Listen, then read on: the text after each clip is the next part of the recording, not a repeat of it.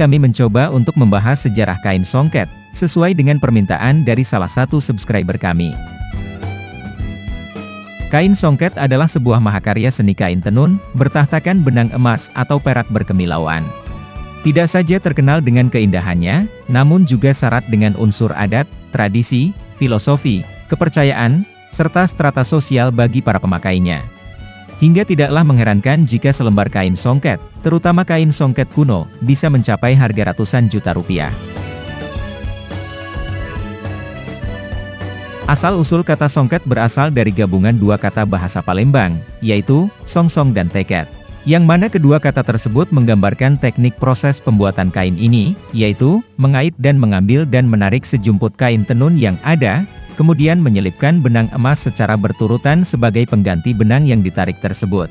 Kedua kata ini kemudian diadopsi oleh bahasa Melayu dan bahasa Indonesia menjadi sungkit, yang merupakan singkatan dari kata menusuk dan menyungkit. Di Indonesia, nama kain songket dikenal dengan berbagai macam nama, sesuai dengan faktor aksen, dialek, dan logat dari masing-masing daerah. Namun kesemuanya itu merujuk pada mahakarya kain tenun yang sama, yaitu antara lain, di Sumatera Barat, songket menjadi singkek, dan orang yang membuatnya disebut pandai singkek. Di Batakaro, songket disebut dengan jongkit. Di Ternate, songket disebut dengan suje. Di Nusa Tenggara Timur, songket disebut dengan songke. Serta di Sulawesi, songket disebut dengan subbi. Dan masih banyak lagi sebutan lainnya bagi kain yang mempunyai julukan ratu segala kain ini di Indonesia. Pada awalnya penggunaan kain songket hanya dikhususkan sebagai bahan kain pengikat kepala kaum laki-laki. Baru kemudian kain songket berkembang menjadi bahan pakaian perempuan, termasuk dengan selendangnya. Dan secara tradisi awal, kain ini hanya boleh dibuat oleh para anak dara, atau para gadis remaja saja. Dalam perjalanan sejarahnya, kain songket di Indonesia juga mengalami beberapa perubahan di berbagai daerah, yang antara lain, mengkombinasikan benang emas atau benang perak, dengan benang-benang berwarna lainnya untuk membentuk corak khas sesuai dengan kearifan lokal masing-masing daerah. Sehingga hal ini semakin memperkaya keindahan motif dan corak kain songket Indonesia. Jika kita melacak asal-usul teknik songket, maka sampai saat ini masih terjadi kesimpang siuran informasi mengenai dari mana aslinya teknik menyongket ini berasal. Ada yang menyatakan teknik songket ini berasal dari India dan Cina. Ada pula yang mengatakan songket berasal dari Thailand. Dan ada pula sebagian besar yang mengatakan bahwa teknik songket memang berasal dari Palembang. Masing-masing teori ini mempunyai argumentasinya sendiri-sendiri.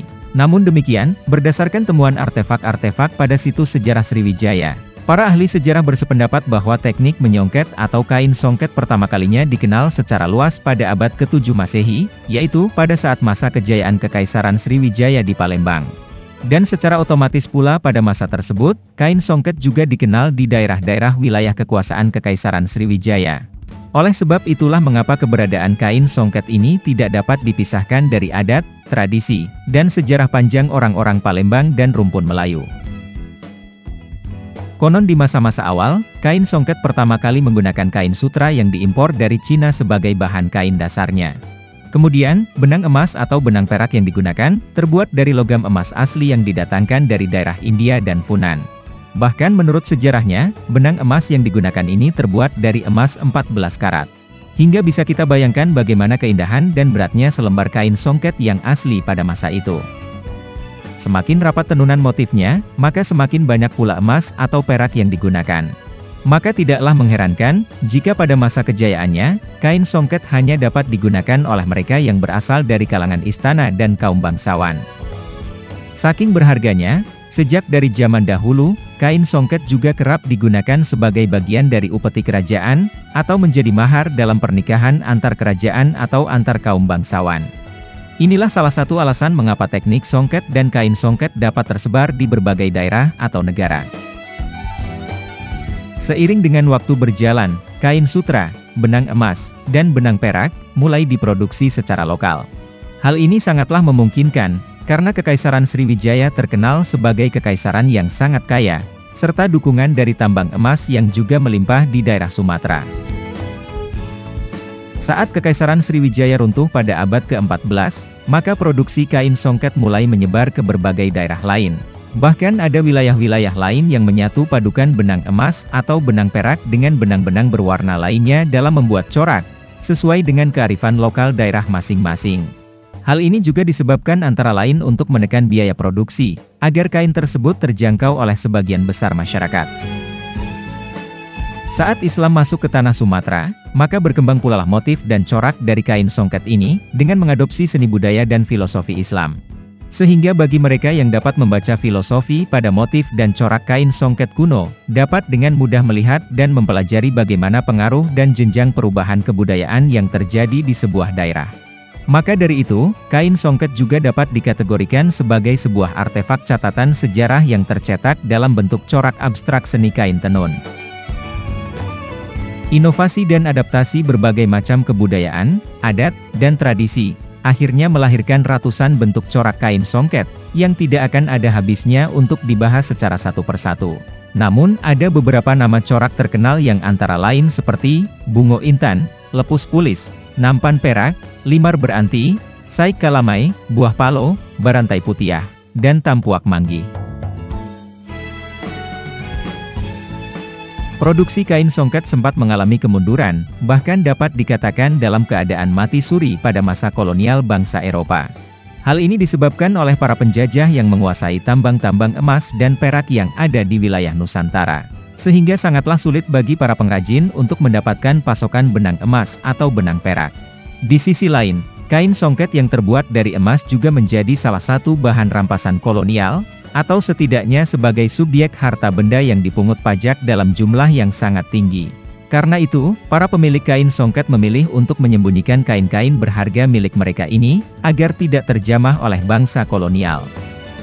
Pada masa kepemimpinan Sultan Syarif Qasim II di Kesultanan Siak, sang permaisuri bernama Tengku Agung Syarifah Latifah, berupaya menghidupkan kembali kerajinan songket secara lokal di sekitar Riau. Sayangnya upaya mulia sang permaisuri ini masih belum mampu mengangkat kejayaan kain songket secara maksimal, karena keterbatasan peralatan dan bahan baku pada saat itu. Setelah kemerdekaan Indonesia, yaitu sekitar tahun 1950-an, secara perlahan pengrajin kain songket mulai kembali bermunculan. Namun saat itu produksi lebih terfokus pada upaya restorasi mengganti kain bahan dasar kain sutra yang sudah mulai melapuk, atau sekedar mengambil benang emas atau benang perak yang ada untuk dijadikan corak baru. Tapi saat itu hampir bisa dikatakan bahwa tidak terdapat inovasi maupun produksi kain songket baru. Di sisi lain, kelangkaan bahan baku benang emas atau benang perak asli, menjadi salah satu alasan utama lainnya, yang membuat kerajinan kain songket tidak mengalami kemajuan yang berarti selama puluhan tahun sejak masa kemerdekaan. Barulah pada awal abad ke-21, berkat upaya dari Perkumpulan Cinta Tenun Indonesia yang gencar dalam upaya melestarikan kain songket, mampu membuat pemerintah secara resmi menyatakan kain songket sebagai warisan budaya asli Indonesia. Serta lebih jauh lagi, upaya promosi dari perkumpulan ini juga membuat kain songket dapat diterima secara terbuka dalam dunia fashion. Akibatnya, permintaan atas kain songket pun semakin meningkat dari waktu ke waktu. Para pengrajin kembali mampu melakukan inovasi dalam penggunaan bahan baku, dan menciptakan corak-corak baru yang sesuai dengan kondisi zaman.